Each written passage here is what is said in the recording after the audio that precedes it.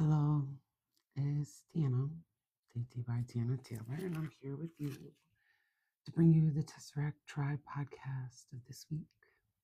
So, if you're listening, find a seat. If that is something that you can do, please do and join me.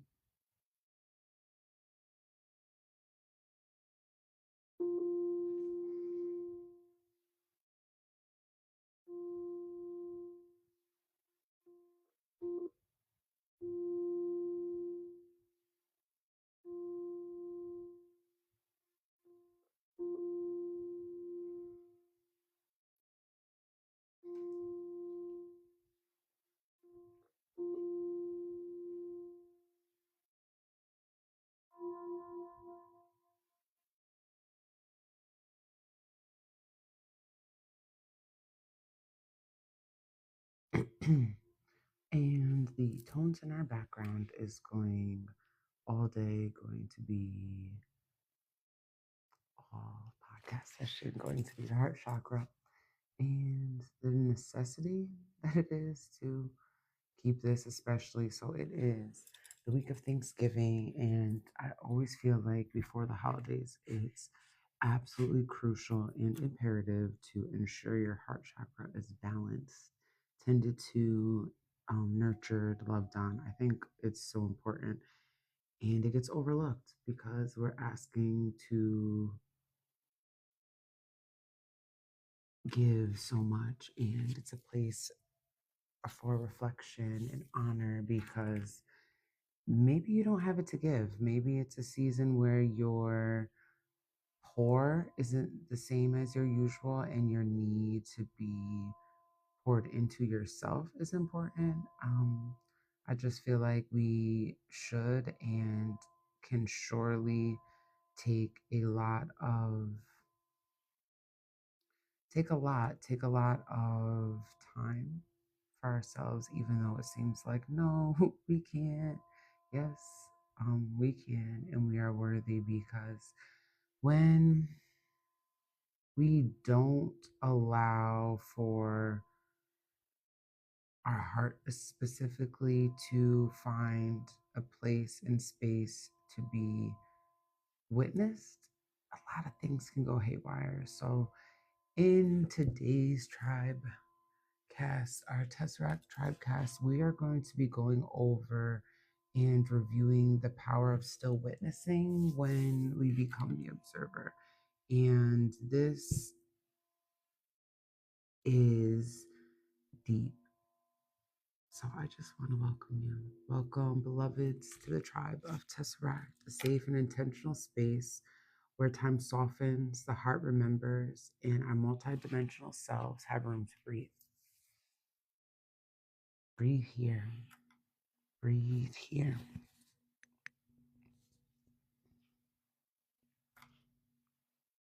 We open in gratitude for the assignment on our lives to rise, to realign, to rebirth, and to do it together. Hmm. As we enter this portal, we breathe as one tribe.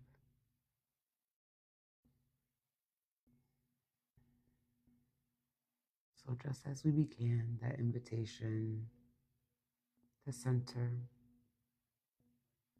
to allow your spine to be long,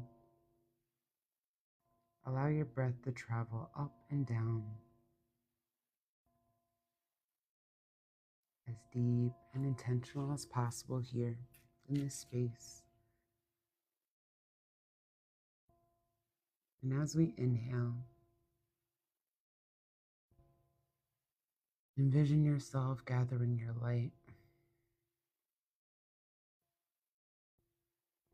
Every inhale acts as you turning on, flipping the switch in this space, in this room to be witnessed. Again, gathering your light. And after your next inhale, hold here. Remember that you are infinite. Maybe take an extra sip of air before you exhale and release what's asked to be unheld. I want to hold your hand no more. Don't hold it. Tonight, we journey into the practice of still witnessing when reaction loses its grip and observation restores our peace.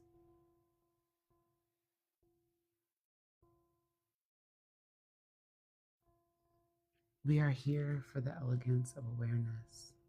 We are here to feel the difference between urgency and truth. We are here to watch our thoughts pass like weather and choose the sky of our own becoming. When we become observers, we stop performing for the world and start listening to the world within.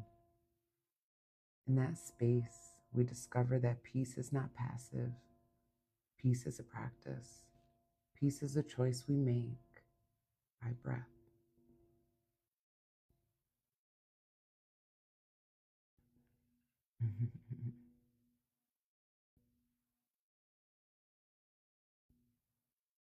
Beloveds, there are versions of us in every dimension. The child that remembers, the guide who knows, the ancestor who blesses, and the future self who already chose peace. When we witness, we let those selves speak. We say, we will not rush our nervous systems. We will not borrow storms that are not ours. We will not mistake volume for clarity. We will not confuse reaction with power. We say, we will practice the art of stillness without abandoning our feelings. We will honor emotion as messenger and not master. We will sit still inside the cathedral of our chest and listen to the echo of our own wisdom. And we remember, time is clay in the hands of the observer. When we breathe, we bend it. When we soften, we stretch it.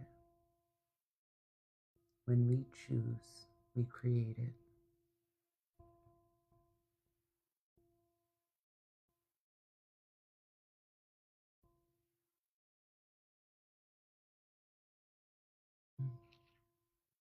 And here, if we could take 3 breaths together, every exhale, letting out a layer of urgency, letting that just fall away.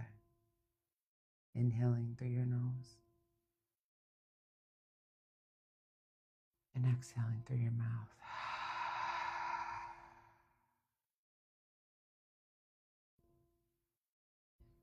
Inhaling through your nose again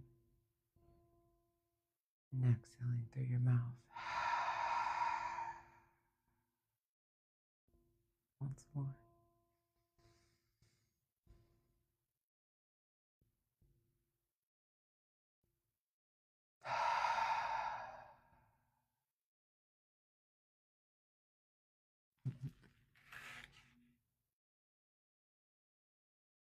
Let's bring this into our daily life, into the room where real life happens. First, the difference between reacting and witnessing. Reacting is the body sprinting before the soul ties its shoes. Witnessing is the soul placing a hand on the body's shoulder and saying, we're safe to see this clearly. We do not shame reactions, we study them. Reactions are sacred data. Second, the nervous system is our narrator. When our system is dysregulated, the story behind sounds like danger even in neutral moments. When we regulate, the story softens. The facts can finally be facts. So here are some practices I am gifting us in remembrance or introduction that I would love for us to use as a tribe. So first is going to be box breathing. This is literally taking your breath and creating a box with it, all using the count of fours. And again, this podcast today is about returning to that stillness so that you can witness. So you can join me in the seats, gifting yourself the space and grace to breathe. That is really trying to breathe. That is the third time I've had to zip my pants off. And we need space and grace. Okay. So in our box breath, we don't want to do too much. We just want to inhale and hold and exhale and hold.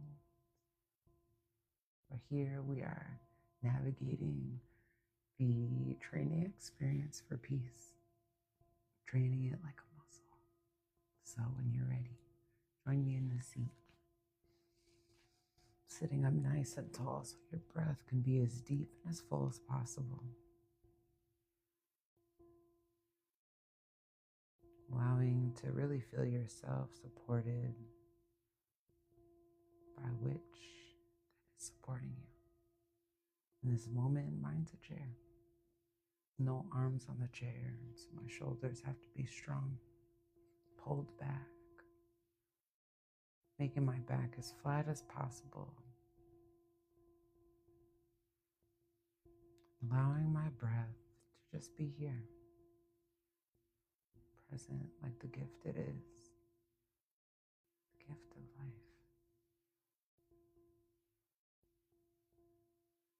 And again, our intention of this podcast, of this time together, is to honor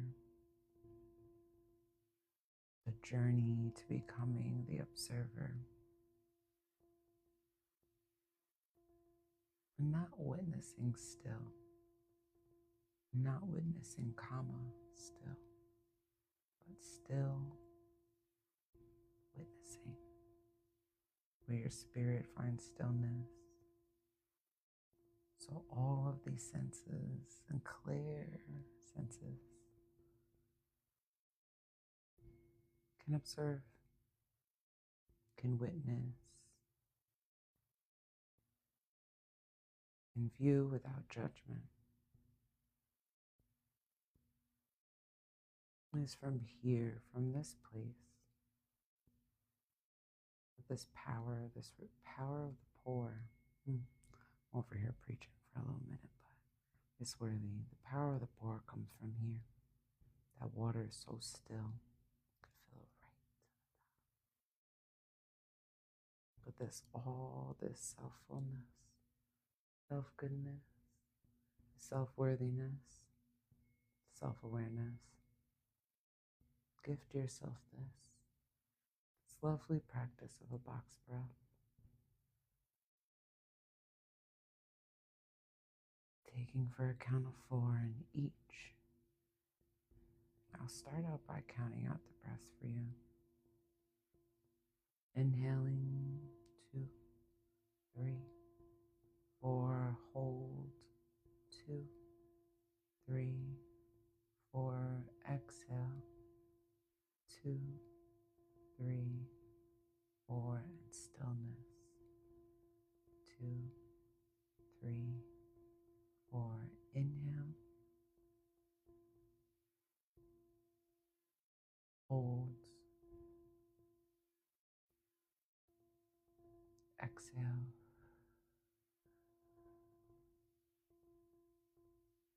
stillness.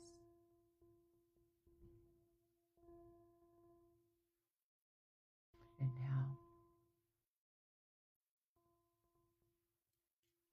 hold, exhale, stillness. It's powerful. Inhale,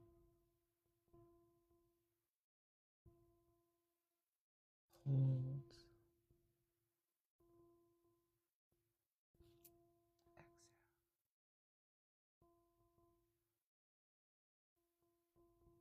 stillness.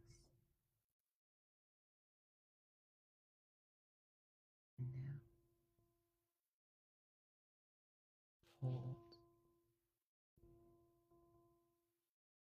exhale,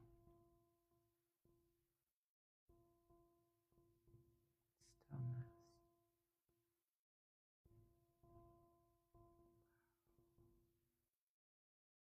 I think that was a little innate, like intuitive Kijang energetically. I'm like wow, wow, wow, like I'm playing sound bowls, even though we're listening to sound bowls here. So I definitely want to share that with you. That reset was lovely. Kind of like just woke up from a nap. I really enjoy the box breath. It's recentering. I like to use the box breath when I need container. And I keep that tucked like a lawyer does your retainer fee because I can always pull the box breath out. My lung space, and it's super important. In my honor of Puff the Magic Dragon shirt, enjoy.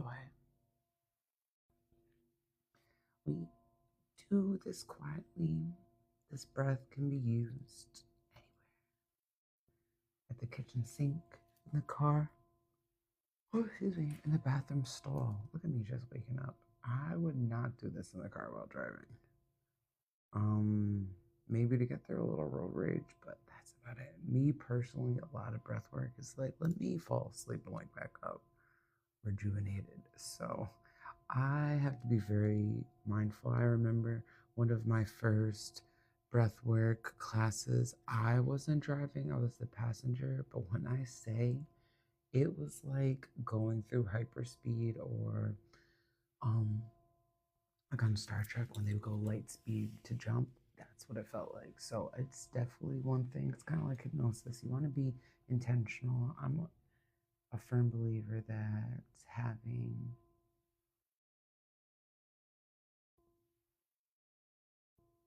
sacred time, choose specific breath is important. Whew, that was very much a reset. Welcome back. If you just joined me, I feel like I'm just joining us. So next, the next practice that we have in regards to honoring our witnessing journey, separating from reacting and witnessing, is name, narrate, and nurture. When we take this name, narrate, nurture approach to our feelings, we give them their due and honor and allow them to emote. Emote is the verb that emotions are. It's meant to flow through. I remember, oh my gosh, I love talking about this offering that a friend, a fellow goddess of myself and sister did years ago. Oh my gosh. It was the energy and emotions, and it was crucial. This energetic space holding for navigating, naming, narrating, nurturing. The experience space holding, we combined EFT tapping. We used different space holding practices for the emotions. My favorite was our strut of shame, where we journeyed with the root or parent feeling of sadness, but deepening into embarrassment and shame and what that really breaks down to. And it was a time where I needed, as a human, as a parent, support in naming, narrating, and nurturing my emotions, but also demonstrating emotional intelligence and that journey of acquiring the intelligence in regards to your emotions and how sacred it is and how important it is. So, with naming, narrating, and nurturing, we name the feeling, we feel heat in our chest. That's anger. Naming the feeling, some different ways you can do that. I always quote Lucian because he was like, I don't feel feelings, I feel colors, and those are connected to the chakras. And I was like, go off. If you're feeling red, maybe you need the red chakra bowl, which is the root chakra. And he was like, no, when I'm feeling red, I don't need to hit the red chakra bowl. I'm enough red in this situation. I need a little purple. I was like, okay, go ahead and heal your chakras and honor your feelings and emotions by using a color of feelings wheel. I love that for you. I find any ways to name the feeling. I recently had a conversation with someone whose fashion sense is to the nines. And I was like, I can visualize the intention you put behind your outfits. You curate them. How are you feeling on these certain days? And lo and behold, the innate awareness that chakras gift ourselves and understanding in that color component, that was a beautiful thing. It was a great experience to have and support. And narrating with truth, we are surprised by the tone. It touched an old story. So, narrating with truth is important in regards to your emotions. It is one thing to validate emotions and hold space. It is another to be indignant in the journey that there is no space for understanding and just your feelings and emotions are all that matter. That's why the importance of narrating with truth. I'm a firm believer and a avid space holder for all components. The safety of the space being most crucial, and the integrity within the space as well. Those factors allow the narration of feelings and emotions to be held in the entirety of the container that's needed to host them. And that responsibility is on the person who is feeling the emotions. However, the strength and the versatility of the connections that you have in regard to the space that is held is most important, is most sacred, is most sanctuary, and you're worthy of those. Narrating with truth, some find those safe and sacred spaces to be amongst family. Some find those sacred and safe spaces to be amongst friends.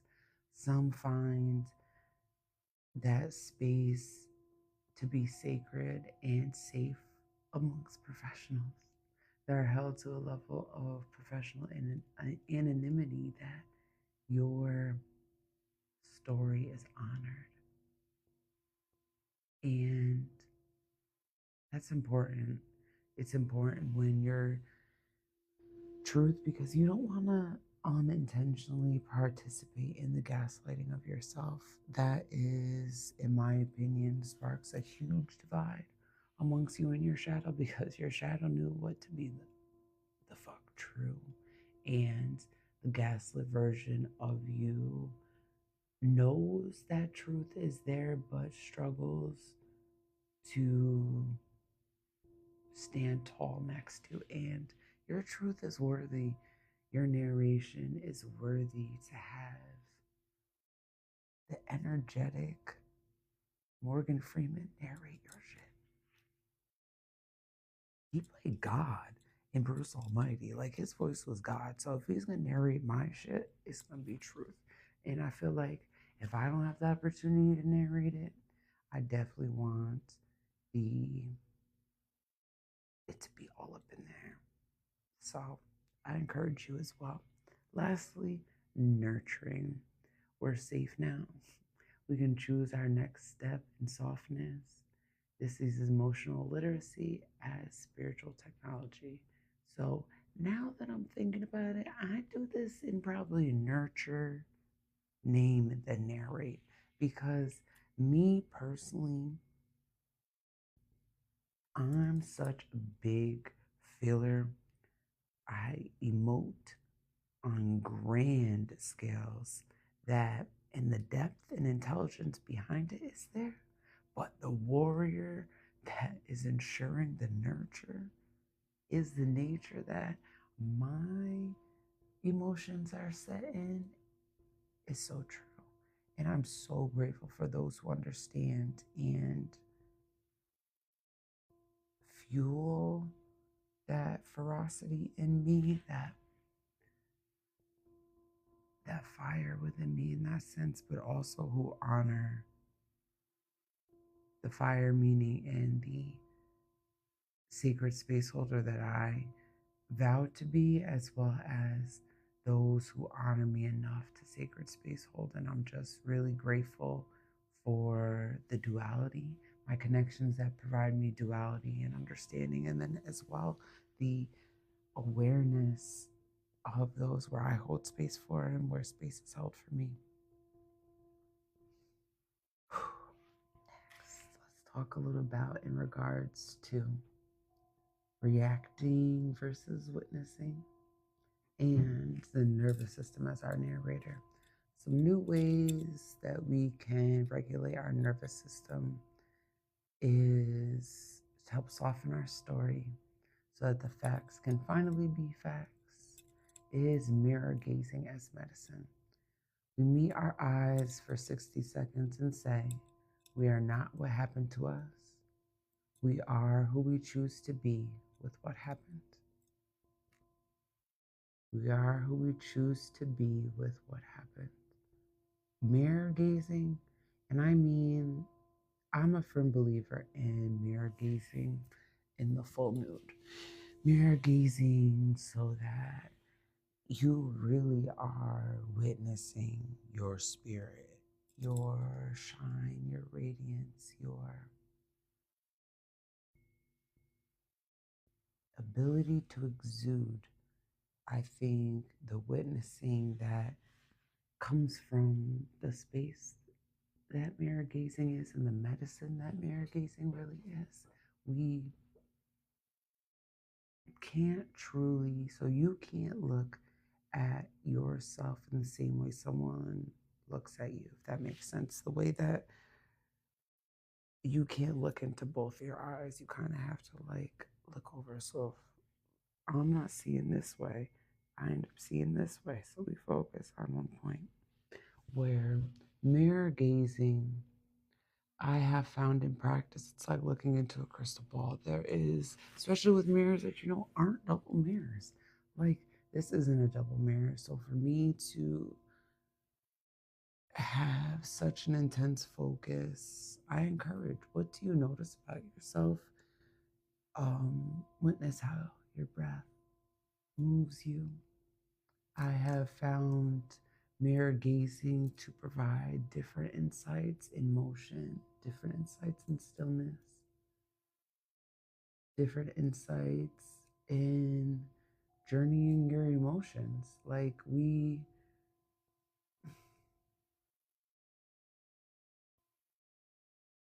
our body is the first armor that our spirit and our soul has. So any way that we can tend to our armor, we can tend to the beauty that we are.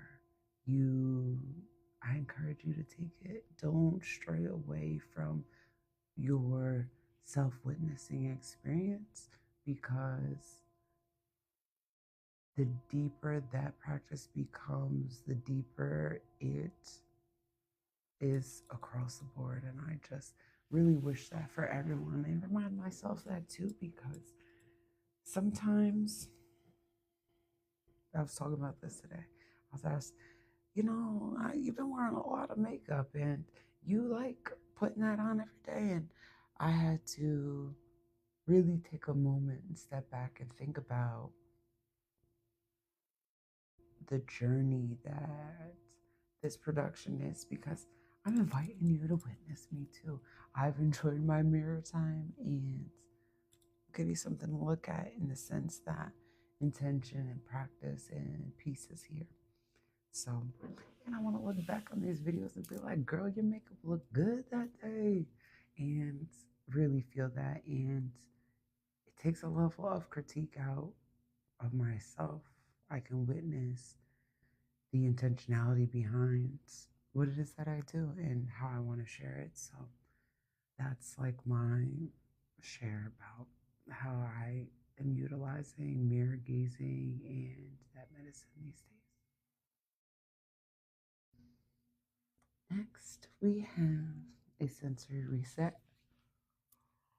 Whew, this is so good for the inner child in terms of like the tantruming inner child.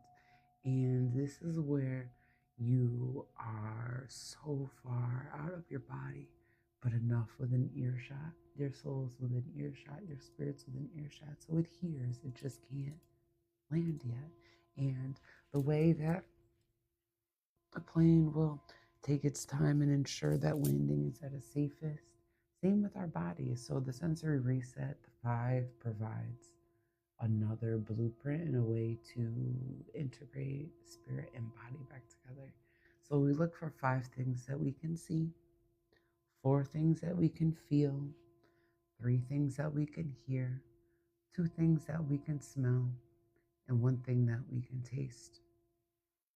With this sensory reset, we return to the body, present and here. Hmm.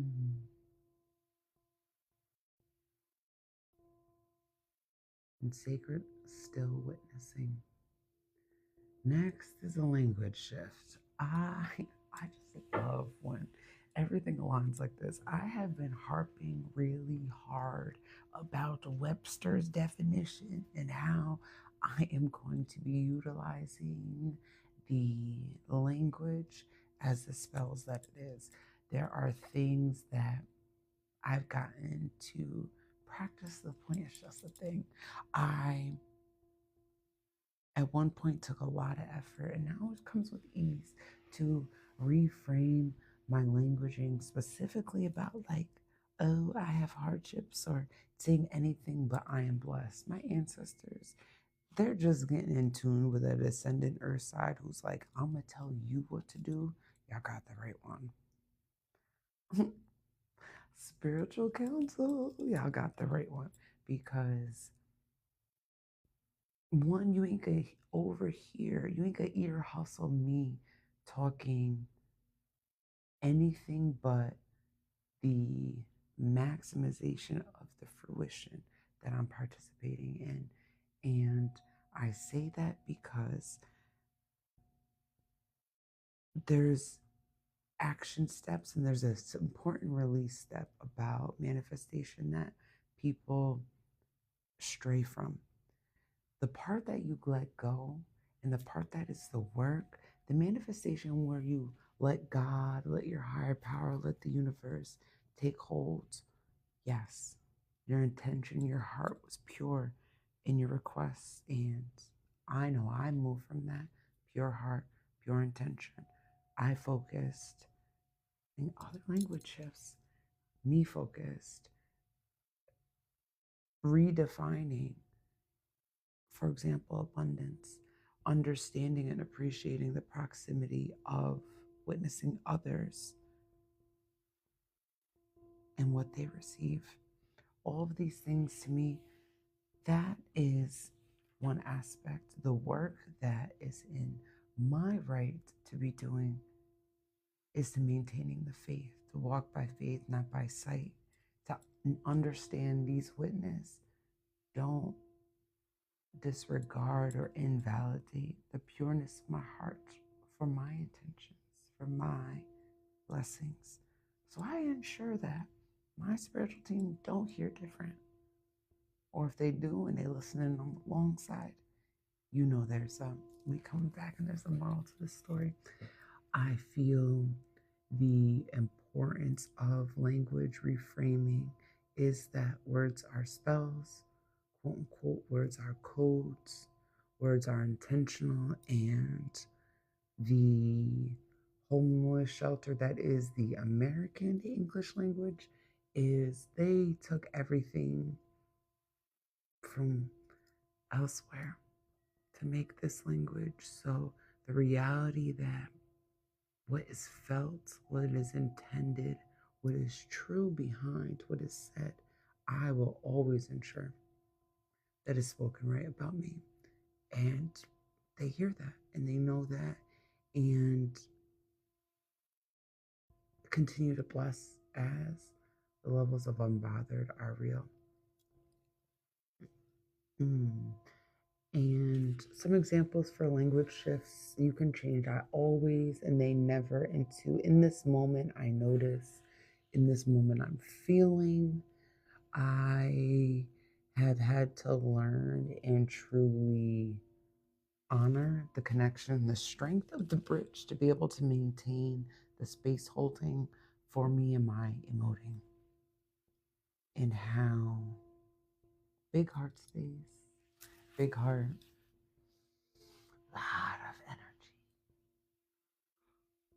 a lot of energy, and witness is so important.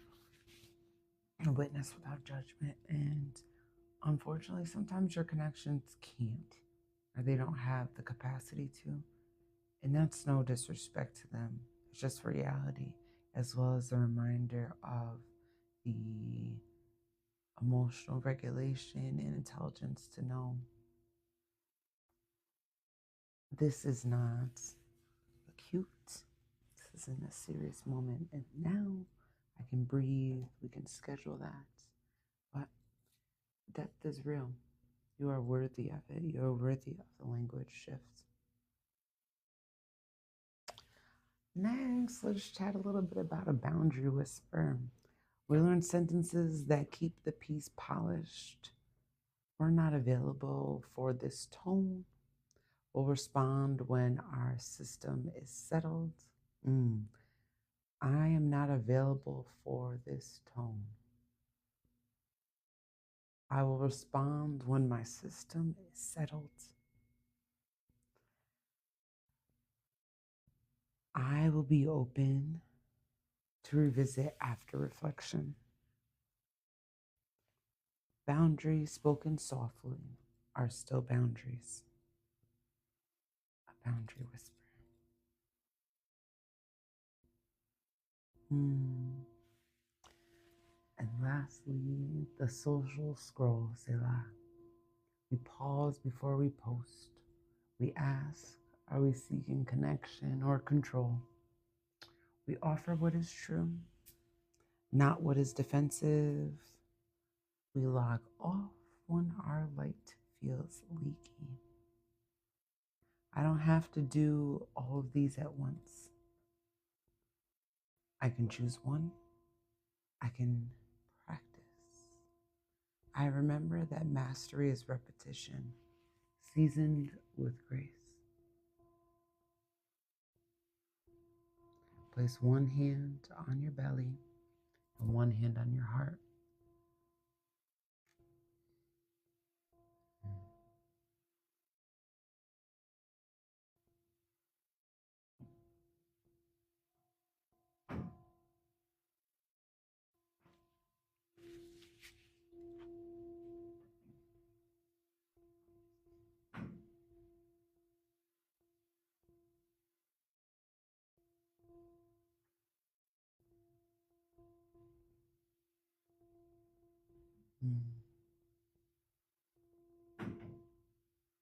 Notice which hand rises a little more.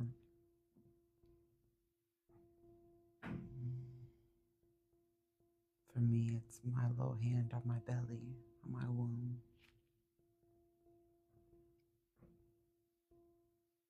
I always love the moment the chakra doula in me comes out of like, hey, all the generations of me here. When my hand on my womb space and I'm speaking as such with intention, with integrity, with honor. Because those before me, I am the manifestation of those dreams. And those to come, I couldn't fathom all that rises from me. That's huge.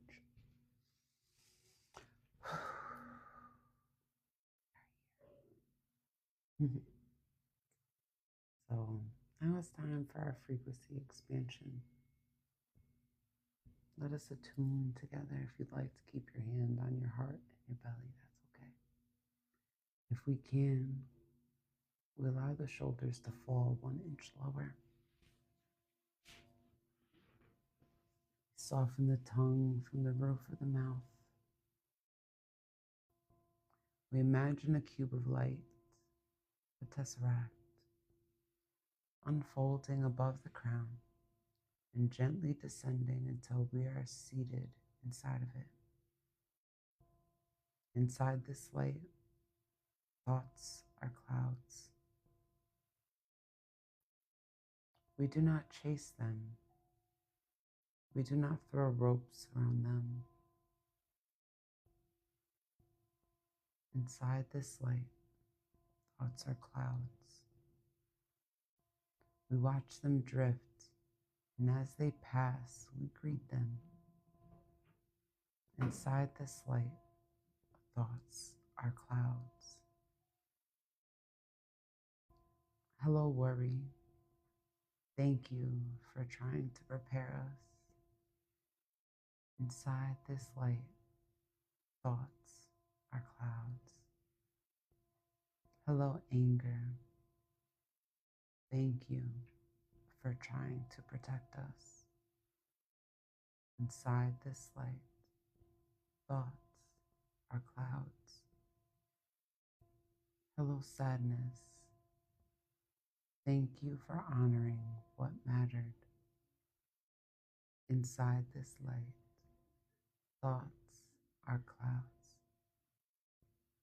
And then we say, you may rest. We are watching now. As we breathe in for 4, hold,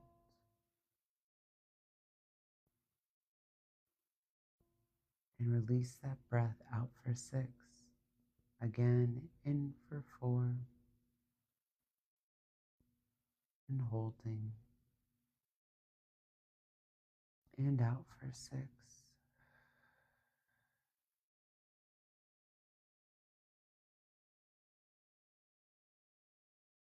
With each exhale, the light expands a few inches beyond the skin, like a gentle auric sunrise.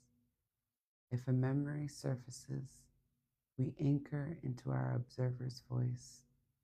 We are safe now. We can see this now. We choose response over reaction now. We let the body know we're not in the old room. We are in the room we are in, here, together, and in peace.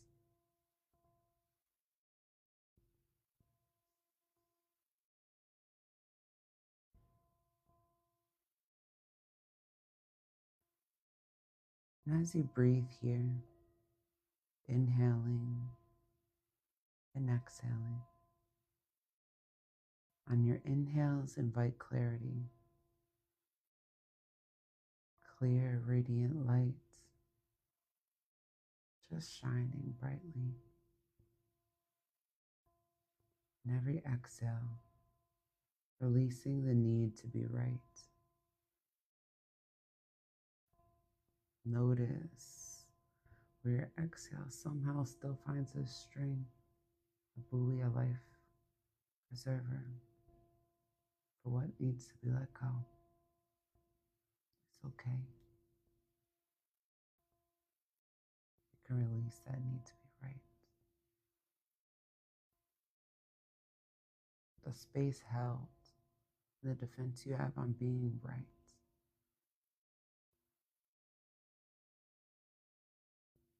Needs to know. Remember that you are a witness, a safe space. You are honored. As you navigate, narrate, and nurture your emotions, maybe you realize that in the fullness it took you every exhale, as I'm sharing with you, gift yourself that, the release, the need to be right, need, and the fact of when or if you are right is not defined by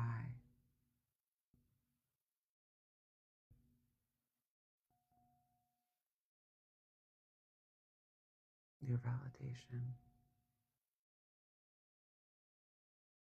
You are valid. You are able to release the need with your exhale to be right.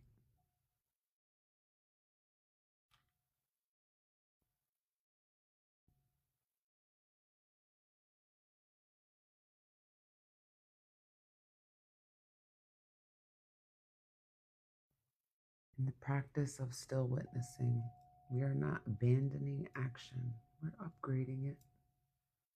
Witnessing gives us choices to step in, step back, or step aside. We remember not every invitation deserves attendance. Not every alarm is ours to answer. Not every story wants fixing. Some want listening, witnessing. If today brings conflict, we ask, what is the true need beneath the noise? If today brings triumph, we ask, how might we celebrate without seeking permission? If today brings silence, we trust that silence is also a teacher. We can be soft and sovereign at once. We can be gentle and unshakable at once. We can love loudly and respond wisely at once. And because we are living a living garden, we honor our seasons. There are days we will witness easy. There are days we will forget. On those days, we do not punish. We simply return. Return is the rhythm of the observer.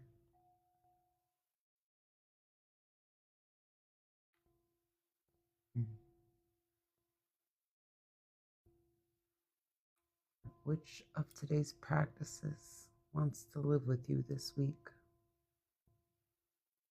Let one rise.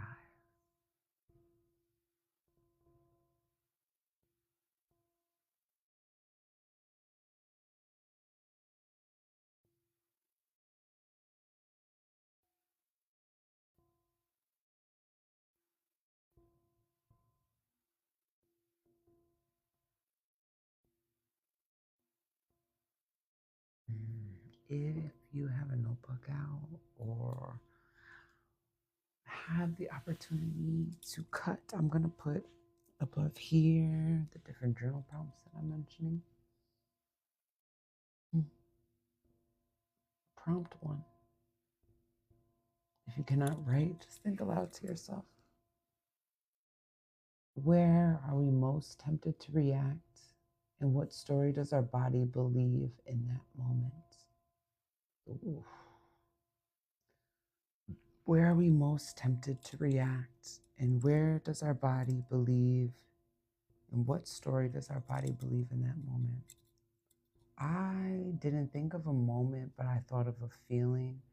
And it literally was the reaction of like a jump scare and thinking about the lack of safety in a jump scare. Like you thought everything was safe and like boom, you get scared out of nowhere. That warrants a reaction. For me, I believe the space being safe is where I'm least tempted to react and I'm most tempted to witness when the space is safe. But when the space is not safe or the space is not authentic, I'm more apt to react. So for me, in my big old age, I have participated in shutting down. Not gonna lie, it's a tool in my toolbox that is better used than the reaction tool in my toolbox. Because nope, prompt two. What would choosing the observer change about how? What would What would choosing the observer change about how we speak, listen, text, post, or pause this week? What would choosing the observer versus the reactor? How would it change about how we speak? I feel like this week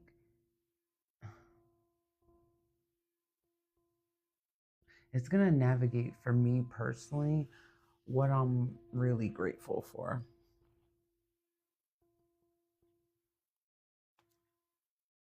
and what I can put into the depths of that gratefulness. That's why I would say in choosing the observer, for me, that will change to be intentional behind. Prompt three. What evidence do we already have that we are capable? What evidence do we already have that we are capable of peaceful power? When do we prove it to ourselves? What evidence do we already have that we are capable of peaceful power? Daily living. When do we prove it to ourselves? Most recently, I would say the unapologetic choice of my heart space, in that fullness, in that transition of from the little teacup to the pitcher to the bucket to the well to the dam to the ocean. I believe I'm just on a journey of the depth and wild energy that is of my heart space. Let your answers be imperfect, honest, but always kind to you. You are worthy. Mirror moments.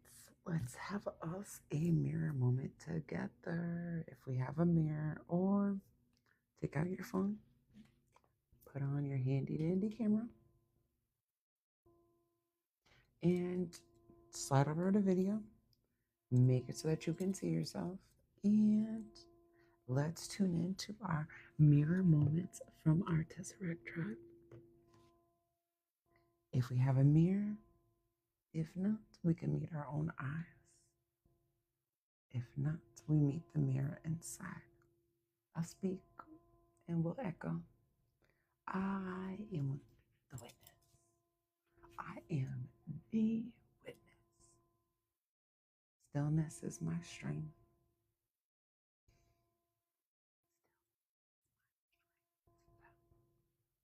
My emotions are sacred messengers. I honor them and choose my response. My emotions are sacred messengers. I honor them and choose my response.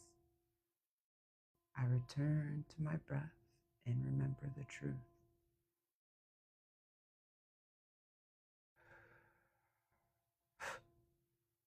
Return to my breath and remember the truth.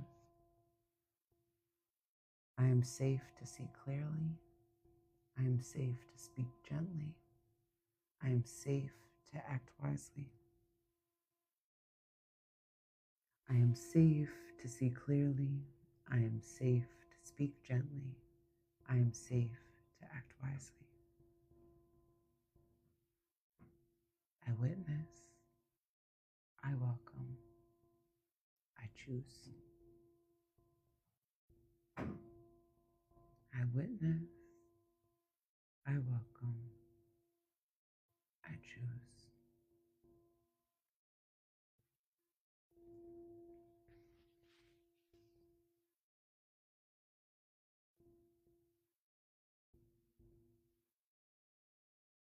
I witness.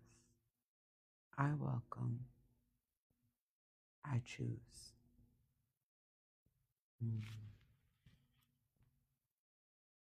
Beloveds, thank you for stepping through the Tesseract with us today. May this practice accompany us into our texts, our kitchens, our commutes, our conversations. May we remember that time is a servant when we breathe, and peace is a path we can practice. If this transmission supported your spirit, share the episode with your tribe so we all can become tribe, and tag TT by Tiana Taylor so I can witness your witnessing too.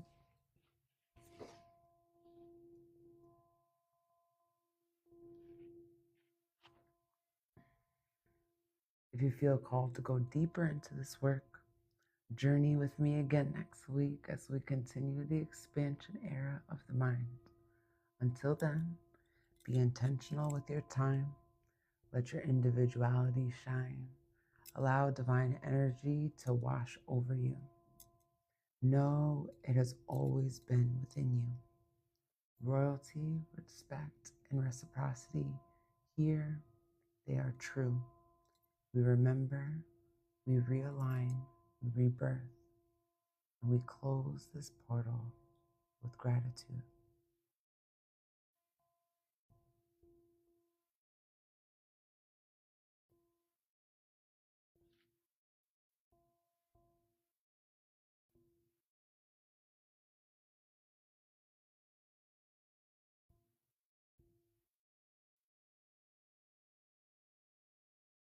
That was good.